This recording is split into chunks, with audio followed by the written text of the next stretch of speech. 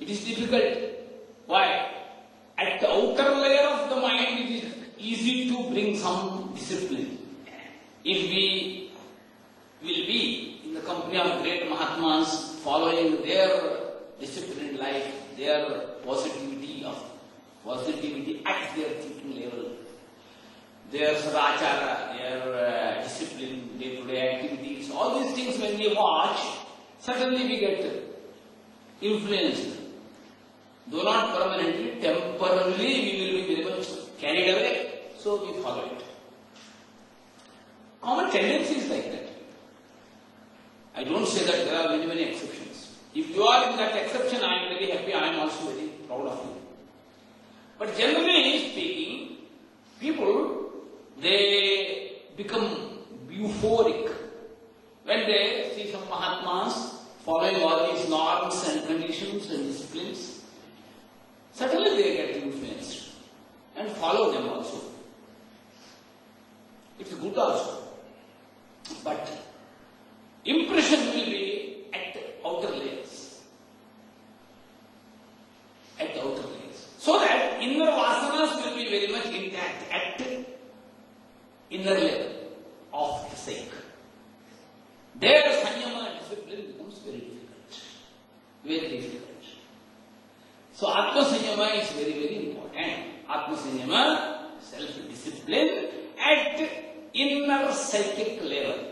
That is the main part of this 6th chapter. Then what is that methodology Krishna suggests for Atma Sanyama? That is the question. Atma Sanyama means internal discipline at internal psychic level. Because that level is very important, because it carries all those inner imprints of various previous births. That is why internal discipline, Atma Sanyama, is important. Bhakya Sanyama, okay. It is good also. Bhakya Sanyama means outer discipline. Discipline at the outer mind level. Discipline at the outer mind level. Discipline at inner psychic level. That is how we have to divide. You have to understand. This Atma Sanyama, it tells about inner psyche. Discipline at inner psyche level. What to be done for that? Next question. There Krishna says, Mad prasadat param shanti. These words come.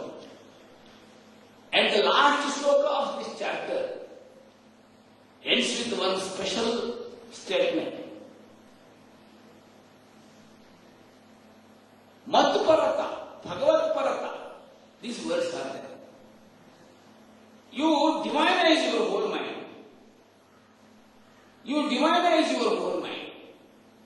Then only there will be Atma Sanyama. As long as your inner psyche is full of materialistic thinking, full of selfish thinking, full of all Kama, Krodha, Lobha, Moha, Mada, Matsarya, Shoka, Bhaya, and all these modifications of the minds, you cannot overcome. You cannot have that divinization. It will be fully materialized. More and more you get exposed to this world, attractive world, material world, grass world, sparsha, prapancha. It is difficult to have discipline. We will be straw in the stream. We will be straw in the stream. We cannot have discipline. Difficult. Only the way is divinizing the whole mental fabric. That is what Krishna says in this chapter. Divinize whole mind. How to make divinize?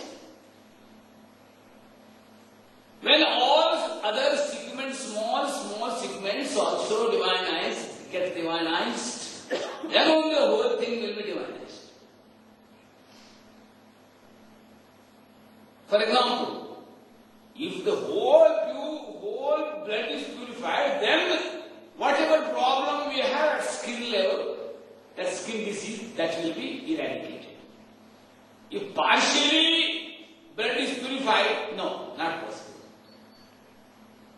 Due to impurity at blood level, there will be many diseases.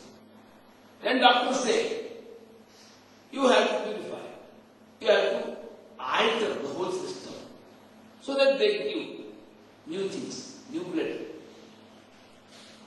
Then all these outer symptoms they get diminishing, they go away one day. That's how it happens. So here divinizing the whole mental fabric, that is important here. That is Atma Sanyama. How to make it like this? Whatever work you do, there you bring in divinity, then the whole thing gets divinized. And the whole methodology, how to divinize the whole mind, it is not totally dealt with in totality in this whole chapter only. 7th chapter mainly deals with that. 7th chapter also continues, takes a thread from the last shloka of 6th chapter and continues in the 7th chapter. So beautifully it is a net, woven net, beautifully woven net, the whole 700 shlokas of Bhagavad Gita. While explaining one single shloka, even sometimes one word in the whole Bhagavad Gita, you must have that whole picture, the whole gamut of the whole 700 shloka text test. Then only we can explain. Otherwise, if it is segmentized, if it is compartmentalized, then our understanding will be very much prejudiced and preoccupied so that our interpretations will be wrong. All 700 shlokas, they must be in the whole eye view, in our purview. Then only we can explain. That is what Shankaracharya's Bhashya goes like that. Adi Shankara, great Shankaracharya has written a commentary on all 700 shlokas, not 700, more or less 600 shlokas he has commented. Some shlokas he has given, because they are very easy for understanding. But it is not that all shlokas are so easy in the Bhagavad Gita. More than 600 shlokas are actually difficult. There are many mysteries, many intricacies, not so easy to understand Bhagavad Gita. If we don't have this type of comprehensive understanding of the whole text of the Bhagavad Gita, just taking some shloka isolated, we start interpreting, that will be our own interpretation. It will be totally prejudiced, preoccupied. You must go to Acharyas. Acharyas, Shankaracharya and many Acharyas, they give master keys there, you can unlock, then you can have proper interpretation of Bhagavad Gita. Just see now this wonderful word, Atma Sanyama. How much insightful this is. If this insight is not properly understood, it is difficult to understand the whole gamut of the text of this 6th chapter. Some people say that this is called Dhyana Yoga. This whole chapter, Atma Sanyama, it is Dhyana Yoga. Certainly, it is correct. We know there are 4 yogas, Sankhya Yoga. It is mainly dealt with in the 2nd chapter. In Karma Yoga, it is mainly described, explained, narrated in the 3rd chapter. But its interpretation continues in all other subsequent chapters also. And this 6th chapter mainly deals with Dhyana Yoga. And 12th chapter deals with Bhakti Yoga. This is the main understanding of Bhagavad Gita. Please understand. The 2nd chapter mainly dedicated for Sankhya Yoga. The 3rd chapter mainly dedicated for Karma Yoga. The 6th chapter mainly dedicated for Dhyana Yoga. And 12th chapter mainly dedicated for describing and explaining Bhakti Yoga. These are the torch bearers of the whole Bhagavad Gita, these 4 yogas. Yes, Sankhya Yoga, it is Jnana Yoga, another name for that one.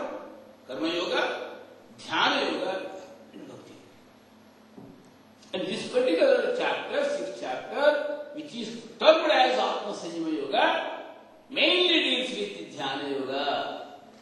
That means how meditation can be conducted. He prescribes even the postures, how to sit. शुचौ देशे प्रतिष्ठाप्य स्थिरं आसनम् आत्मनः नात्युच्छ्रितं नाति नीचं चैलाजनकुशोत्तरं तत्रैकाग्रं मनः कृत्वा यतचित्तेन्द्रियक्रियः सम्प्रेक्ष्य नासिकाग्रं स्वं दिशश्च अनवलोकयन् प्रशान्तात्मा विगतभिः ब्रह्मचार्यं रते स्थितः मनस्संयम्य मच्चित्तः युक्तासीतमत्परः युञ्जन्नेवं सदात्मानं योगी नियतमानसः शान्तिं निर्वाणपरमां मत्संस्थाम् अधिगच्छति. Next shloka is wonderful shloka which deals with ahara vihara vyavahara yoga. Natyashnatastu yogosti nacha ekantam anashnatah nachadi swapnashilasya jagruto naiva charjuna. Don't feel so much heavy burden to your belly. Have balance. While filling your belly, have balance. Krishna says, don't go for too much sleep. Don't go for too much wake up. Have balance in your ahara, food, vihara, in your regular activity, vyavahara, all other behaviors. And vichara, in all these things you have yoga. That's what Krishna says here. For that, dhyanam. For dhyanam, one particular object to be fixed. That is called dharana. Then we have to do dhyana. Even we can have some thought also. Atma sanyama. This particular combination of two-word complexity has its own special meaning. That is my own inside, inner part of psyche. Now you start slow breathing, please. Have a comfortable posture. Sit comfortably. Shuchau deshe, you have a beautiful place here. Sthiramasanam, Krishna says, have stable posture. Don't be so much tight. Don't get tightened. Have very relaxed position. Have slow breathing. Now I am explaining this one according to this chapter only. Atma Sanyama Yoga. Have that comfortable condition. Be relaxed. Be relaxed. Start slow breathing. Now we are practicing Atma Sanyama. Now you try to go to your inner mind. Slowly, your feelings, your thoughts. Go to your mind. Wonderful mind, which carries all innumerable, unaccountable past imprints. Wonderful bunch of thoughts, bunch of feelings. That is your mind you have. God has given this type of wonderful mind which carries so much thoughts and feelings. Go to your mind. Go to your mind. There you examine. Examine your inner mind. What is that positivity? Good thoughts, good feelings in your mind. Search and search in your mind. Search and search. You find out wonderful, pure feelings and thoughts. Find out, find out. Any one single thought or feeling which is there in your own mind, concentrate on that. Whether it is thought or mind, don't mind it, but concentrate. One single thought, one single positive feeling, concentrate. Totally become one with that feeling or thought.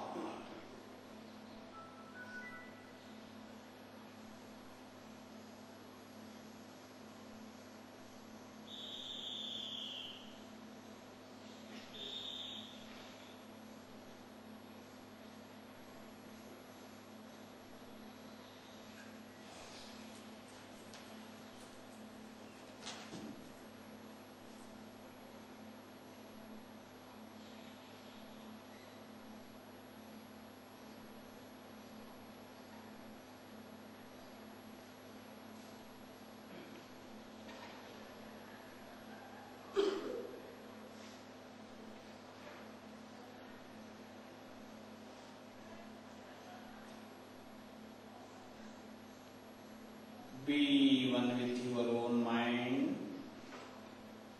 your own positive feelings, good feelings, pleasant feelings, convenient feelings, healthy feelings, healthy thoughts. Already they are there in your mind. Search and be with them. Be friend with them. Make friendship with them.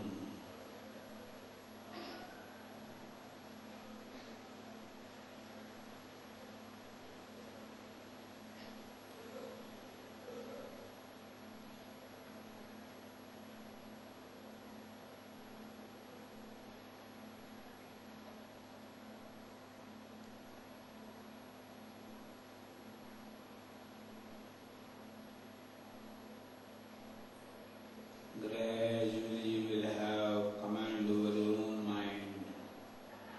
First you have to search your mind, inner psyche. You find very pure water type, good feelings, they will be flowing underneath. That is your mind. Whatever bad things, they are outer coverings. Beneath that covering you have that pure water type, good feelings in your mind. Concentrate there. This type of effort can be continued afterwards also. There you have control. That is Atma Sanyama. If inner mind is purified and divinized, that will be the first foremost chapter of a new era in our life. A new chapter, new vista will be opened. New chapter will be opened. You will be happy with our own mind. Our own mind never becomes an obstacle, no more an obstacle. It will be a wonderful instrument for our own upliftment. Start this one. This wonderful mechanism, Atma Sanyama mechanism, you can use any time while meditating.